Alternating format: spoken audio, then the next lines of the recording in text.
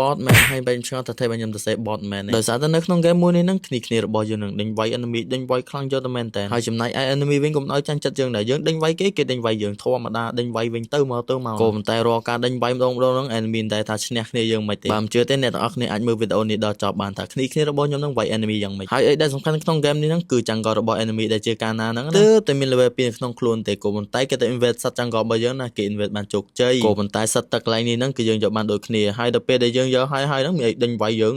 ងហូតសិនហើយការហូតរបស់យើងហ្នឹងមិនមែនថាហូតទៅត្មងណាគឺយើងហូតដើម្បីវិញកន្លែងនេះតែយើងដាក់ម្ដងមើលកំ skill ទី2ដាក់ម្ដាយពីដៃនៅស្លាប់ទៅលោបលន់ invade ហើយចង់សម្លាប់យើងទៀតមែនមិនដែរស្រួលយល់ទេបងប្អូន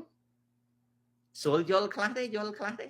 នៅពេលដែលយើង farm បាន level 4ហ្នឹងគឺយើងមិនភ្លេចទេការ rotate មកវាយកន្លែងនេះ goal lane ទាំងពីរហ្នឹងមិនដឹងថាបាត់ទៅណាអស់ទេទាំងគ្នាយើងទាំងគ្នាគេនឹងមានអីម្ដងជួបទៅតេងវាយតេងម្ដងចំណែកឯយើងរត់រួចធម្មតាទៅស៊ីបានខៀវរួចទៀតបើមកធ្វើ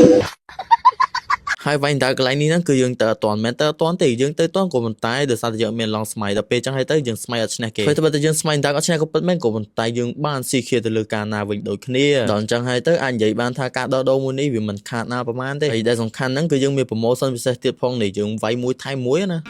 អីគូម៉ែ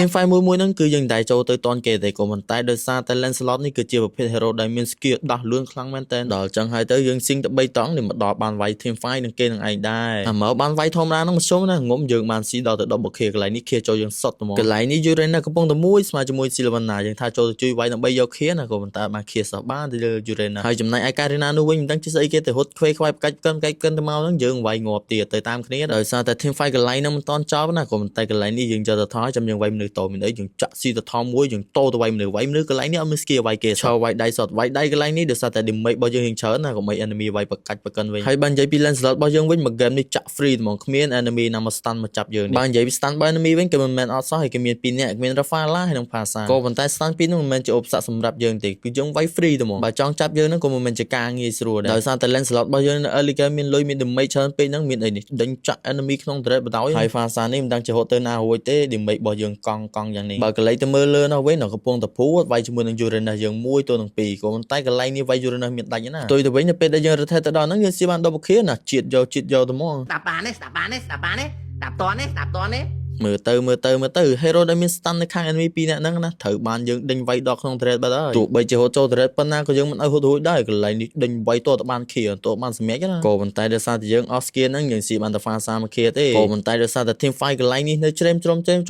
ចានជ្រួលពេញហ្នឹងវាយជាមួយនឹង Rafaela តទៀតយើងស៊ីបានជាមួយនឹង Rafaela មក kill យើងវាយតជាមួយនឹង Sylvana តទៀតកន្លែងនេះ B Sylvana ខួងដាច់ណាក៏ប៉ុន្តែយើងវាយដាច់ម៉ូនណែ double kill លុយសុតហើយស្អីគេ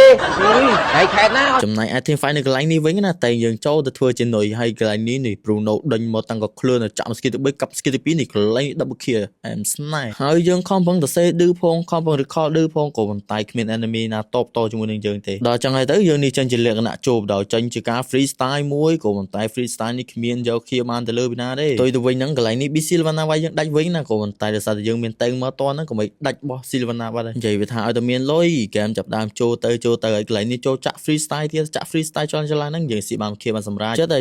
តបានសម្រាប់មែនតើហើយកន្លែងនេះកាលណាហ្នឹងគេមក clear lane ក៏មិនតែមិនបាន clear lane ទេណានេះបាក់កោបាត់ស៊ីបានកាលណាមួយហើយហ្នឹងយើងក៏ freestyle ទៅទៀត freestyle ចុះឡើងហ្នឹងមានចូល stand 1 2 3បឺ snail ចប់អញថាមែន